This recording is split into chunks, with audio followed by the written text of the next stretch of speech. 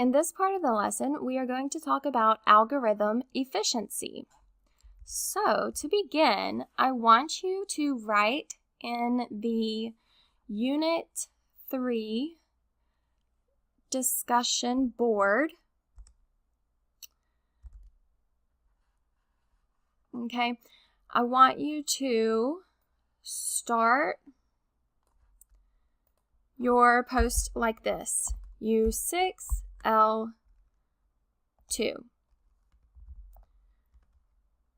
Warm up. Okay. And then you can just start writing. Have you ever lost a pencil in your backpack? What are the steps you take to find the pencil?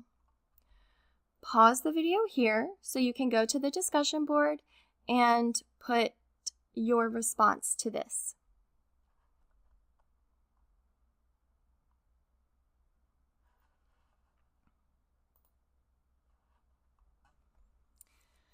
So what I do whenever I lose something, whether it's in my backpack or my purse, what I do is I will look through every pocket, and if I can't find it,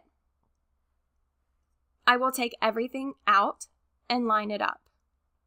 Okay. Some of you may have a system where you place your books and materials in your backpack to be retrieved in the order of the class that you're going to next. If you look in your book bag and at a certain spot and you don't see your pencil, then you have a pretty good idea of where to search next. The best part about these prompts is that there's not usually a right answer, because everybody has different approaches of doing things. There's not a right way or a wrong way. There may be a more efficient way, but that doesn't mean the other way is wrong. Okay, there are many different ways to achieve the same goal for this problem of finding your pencil. And what we're going to do in this lesson is explore different search methods that computers use. So, let's see. To do this,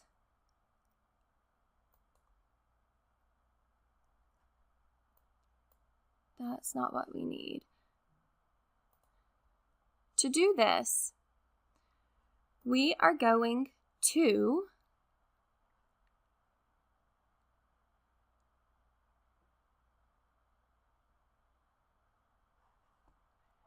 look at the activity real quick. So you would need your journal and you would need some sticky notes. So if you have some sticky notes, you just have a little pad of sticky notes, okay? Now that you have your journal and your sticky notes, something to write with,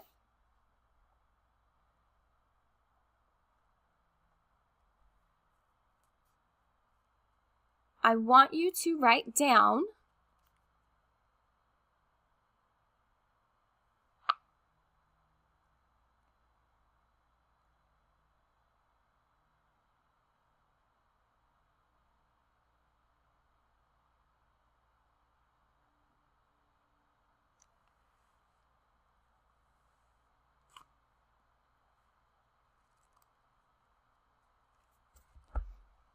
okay, so I am going to,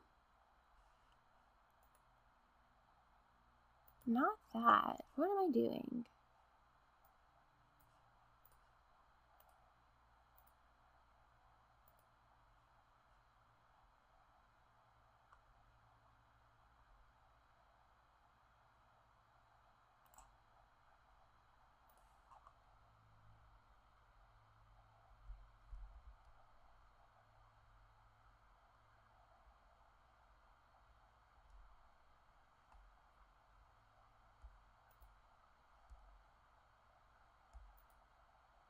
Okay, so what we're going to do is on my sticky note, okay, I've got a sticky note, and I am going to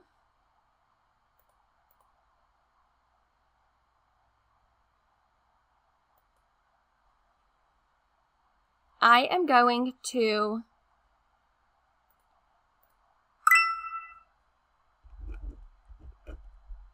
write down a number from what? My number is going to be from 1. Nope, it's a number between 0 and 999. Okay? I have written this number down. Trying to make sure you can't see it through the paper. Okay. I have written this number down, and you are going to try to guess it. All right? So, what you can do is go to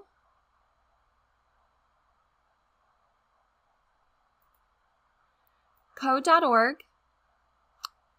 Unit 6, Lesson 2, and this is what we're looking at. I'm going to make it smaller so that way it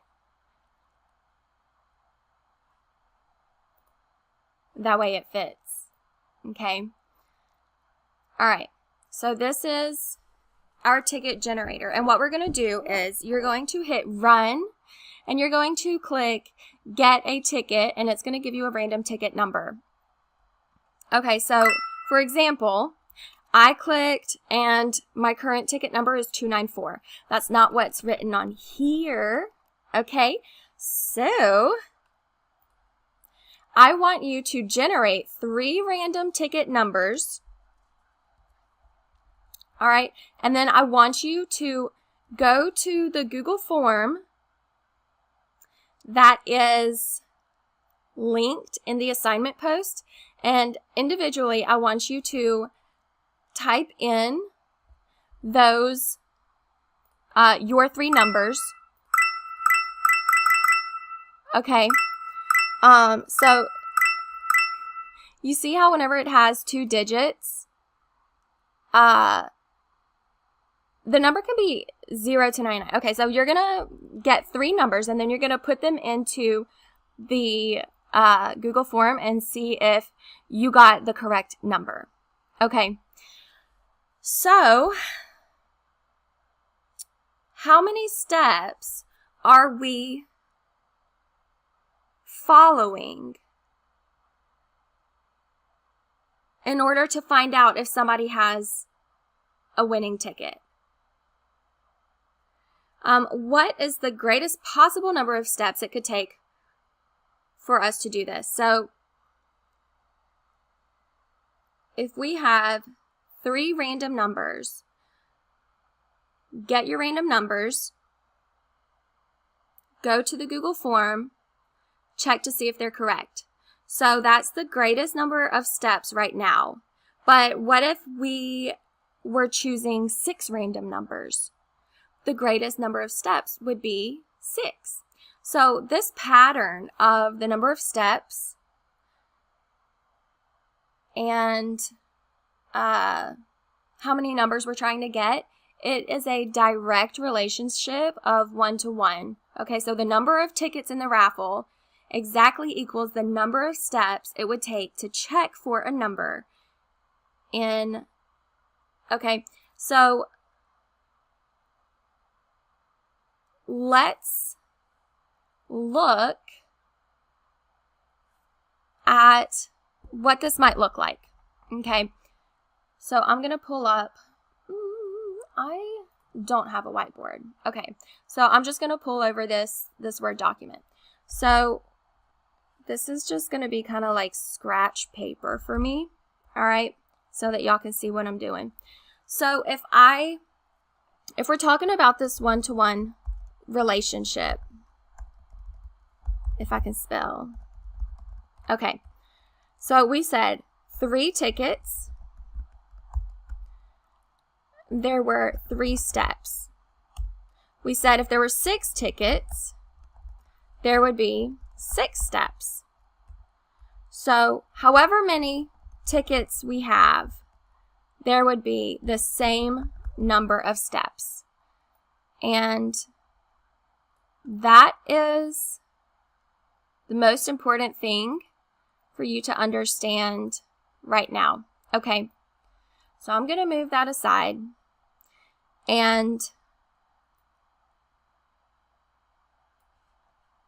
we are going to try a different way to search.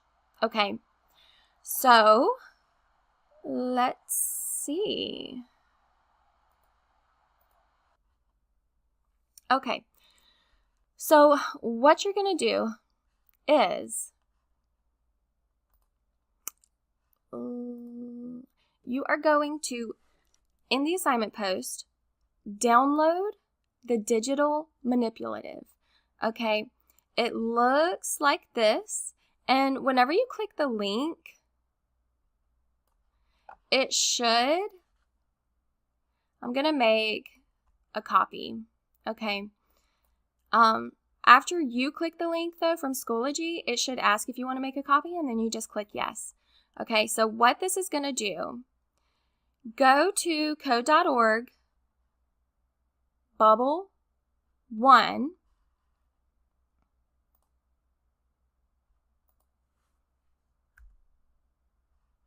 okay, and you will generate 7 new numbers. Write those down, okay? 7 new numbers. So I'm going to do this also. I'm going to get 7 numbers.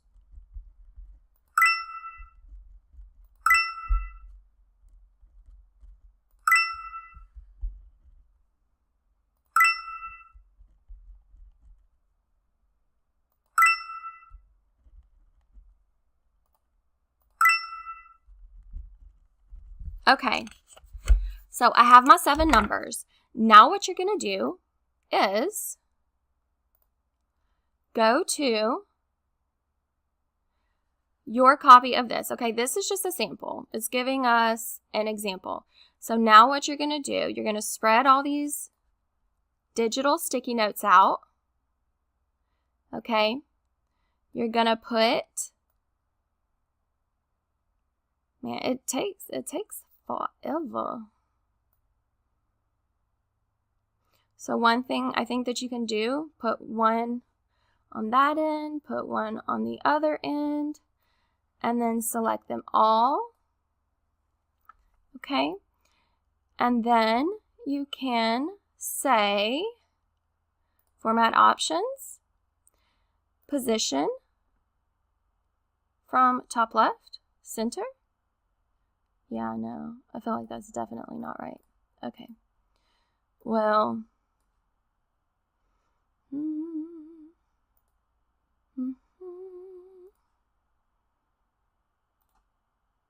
oh, here we go. Align vertically along the middle. Okay, well, that did not quite. Oh, distribute horizontally. There. All right, now they're all lined up. Okay, so what you're going to do now is put your numbers on here, but list your numbers numerically. Okay, so I'm going to also do that. I'm looking at my list, and I'm going to put them on here numerically.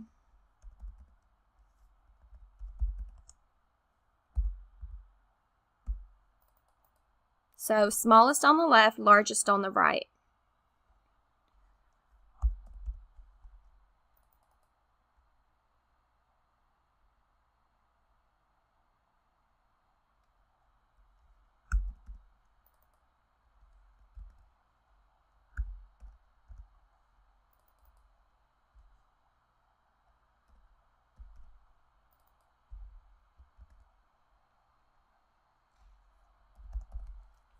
Okay, I got my numbers done. If you still need a minute to put your numbers in, then pause this, okay, until you get those finished. Now, what we're going to do next is, let me get to the part where we actually are. Okay. Use the ticket generator to generate 7 tickets. You did that. All right. Write down the numbers on a virtual. You did that. Organize them numerically. You did that. Copy one of the numbers onto a separate sticky note and this is the number you're searching for. Okay, so go and choose one of these. I'm going to choose this one. This is the number I'm searching for. Okay.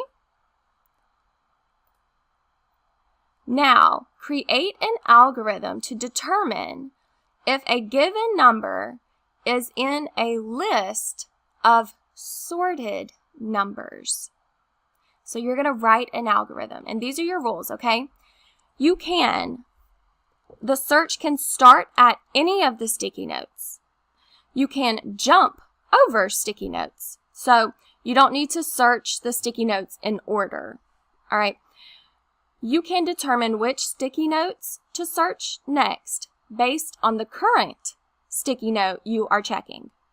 The goal is to make the determination in the least steps possible, but don't forget your number could be anywhere in the list. What is the greatest number of comparison steps it would take to find any number in your list using your current algorithm? All right, so remember,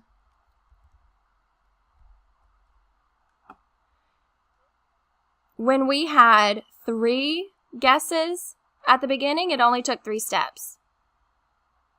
When we had 6 guesses, it only took 6 steps. Okay, so now how many do we have? That's many, okay? So your algorithm that you develop for this should only have 7 steps. Okay. So pause the video here and see what algorithm you can develop for determining if the card you chose matches one of these other sticky notes. Okay?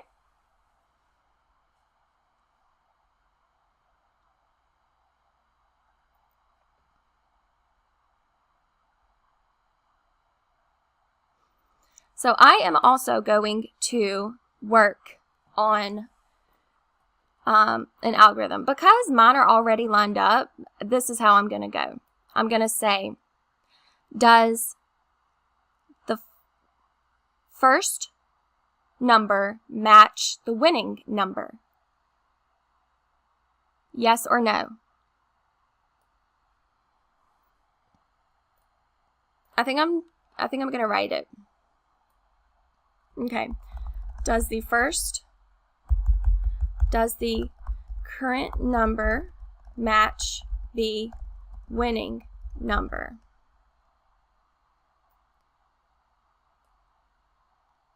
Okay. Now, look, I'm about to be extra, okay? So this shape, I'm going to give it an outline. Okay? And then I'm going to say, I'm going to add a line, 2 lines actually, because this question, does the current number match the winning number? You only have 2 options for your answers. It's either yes or no. All right, so this side is yes. All right, and actually, let's put that in a triangle. Okay, I'm going to put triangle, double click, and I'm going to say yes. Oh, that's horrible. Maybe we should make the font smaller.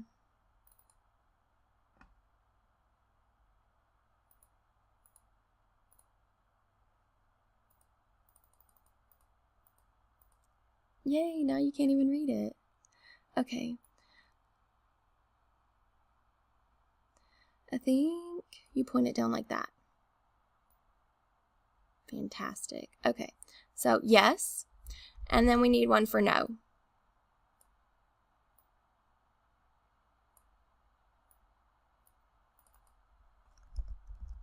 Okay, so now what's going to happen if it matches?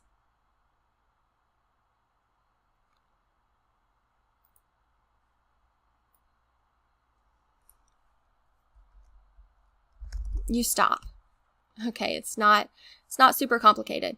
Your whole purpose that you're trying to do right now is trying to match the current card to the winning card. Okay, so what are we going to do if it does not match? We're going to move the winning card one spot to the right. Yeah? Well, at least that's what I'm going to do. You may have chosen a different method, and that's fine. All right. So, let's follow this. We've got to compare the numbers. Okay. All right. Compare. Does it match? No. Move the winning card one to the right. Compare. Does it match? No. Move the winning card one to the right. Compare. Does it match? No. Move the winning card one to the right. Does it compare? Does it match? Yes. Stop. All right. So do you see how we did that? How many times did we go through this algorithm? 1, 2, 3, 4. So this fourth time is how many it took for us to do it. So that is how this is called a search algorithm, where we go through this algorithm and we are searching for something. So this particular search algorithm is known as a binary search. And so what we're going to do is we're going to see it in action. So let's go back.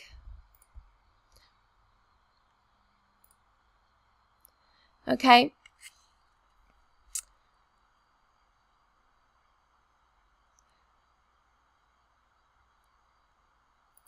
This is our binary search. So let me see. Okay. I think I have to present it. So let's see how we're going to make this work.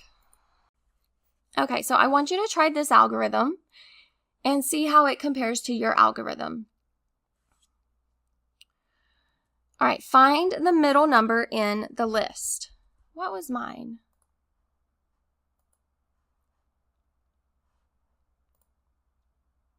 What was my middle number? Okay, my middle number. Okay, that was my middle number.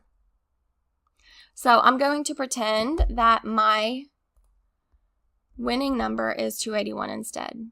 Okay. Find the middle number in the list. Compare that number to the given number. If the middle number is less than, remove all of the cards to the left, including the middle number. If the middle number is more than, remove all the cards to the right, including the middle number. All right. If it's less than, it's not. This card in the middle is more than. So what we're going to do is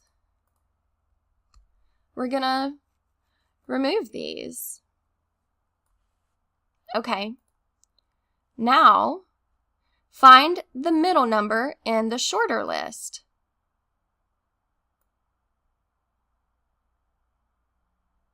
Okie dokie. Follow the instructions in step 1. Compare the number to the given number. If the middle number is less than the given number, remove them all to the left. It is less than, so now we have to remove these two.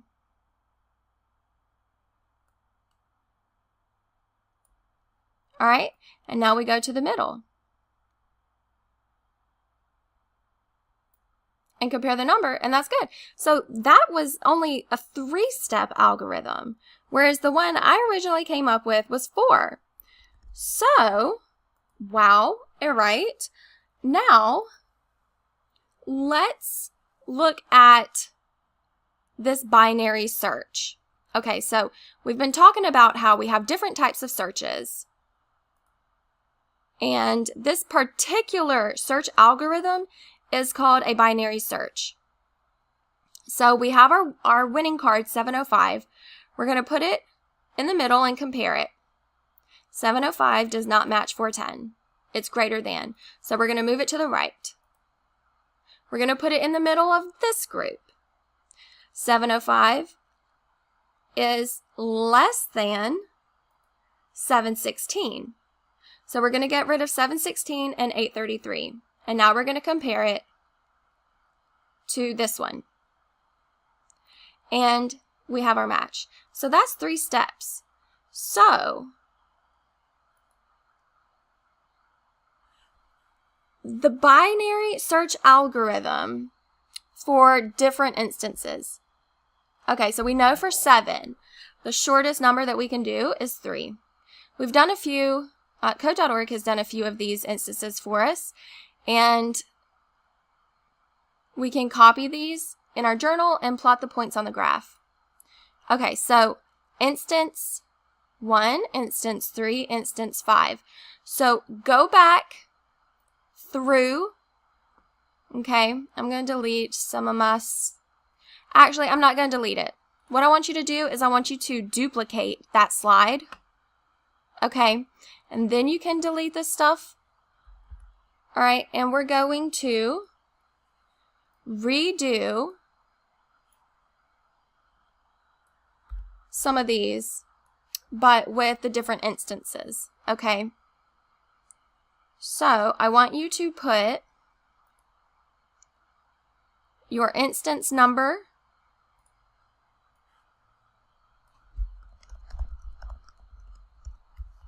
seven. All right, and then again,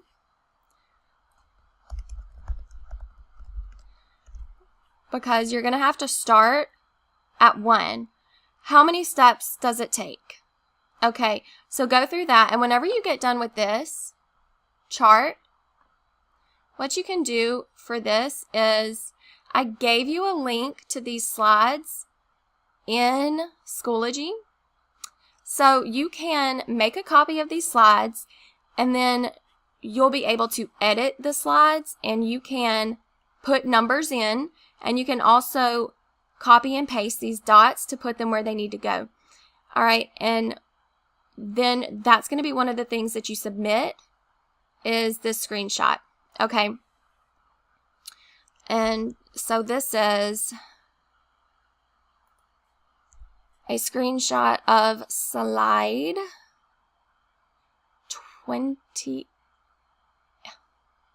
Really?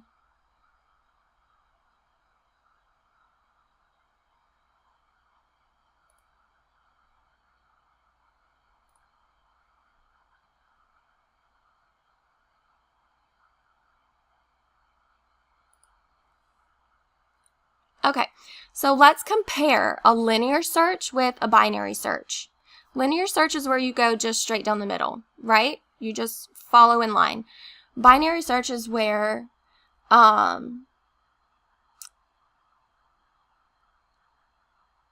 you go through sorted data, and it's faster than a linear search, but it still takes a long time. So here's our 2 searches.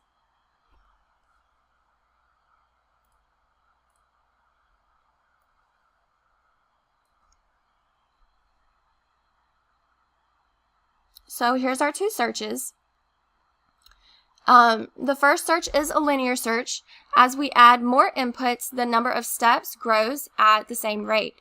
And the second search is a binary search, and it grows at a much slower rate, but it is faster than a linear search. So a linear search is 1-to-1 every single time, okay?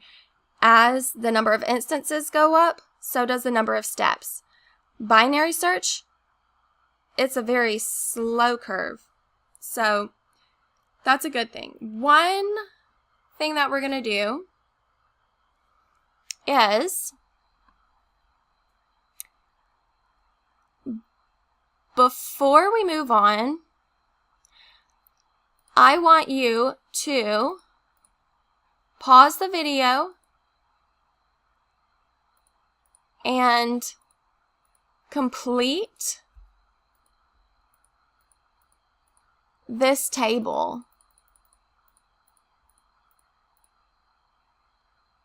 Okay, pause the video and complete this table.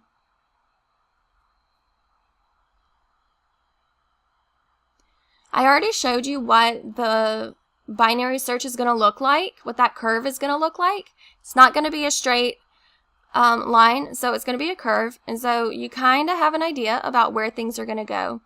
So for your first instance, you have one input. How many steps? One step. What about 3 inputs? 2 steps. For 5 instances, you have 3 steps. We already know for 7 instances, we have 3 steps. And for 9 inputs, we have 4 steps. And that gives us that binary search. So another way of thinking about this is looking for the pattern. How many bits does it take to represent 1 in binary? What about 7? And what about 15? In our next lesson, we're actually going to make a little binary type calculator thing so that we can convert between binary and decimal numbers. So it takes 1 bit to represent the number 1 in binary. It takes 3 bits to represent the number 7. And 4 for 15. And we will get into that. And so for your last, okay, if I had 1 input, which algorithm would I use to get my answer with the fewest amount of steps? Would you use a linear algorithm or a binary, like a linear search algorithm or a binary search algorithm? All right, and that's with just 1 input. What about 5? What about 100? So create a table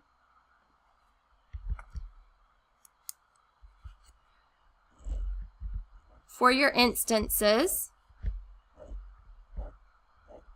Okay, 1, 5, 100. And put down the number of steps and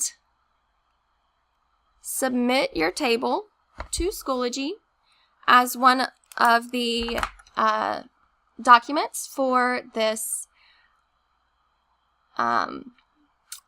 lesson.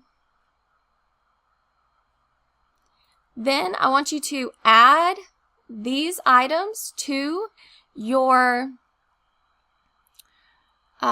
journal where you have all of your key vocabulary.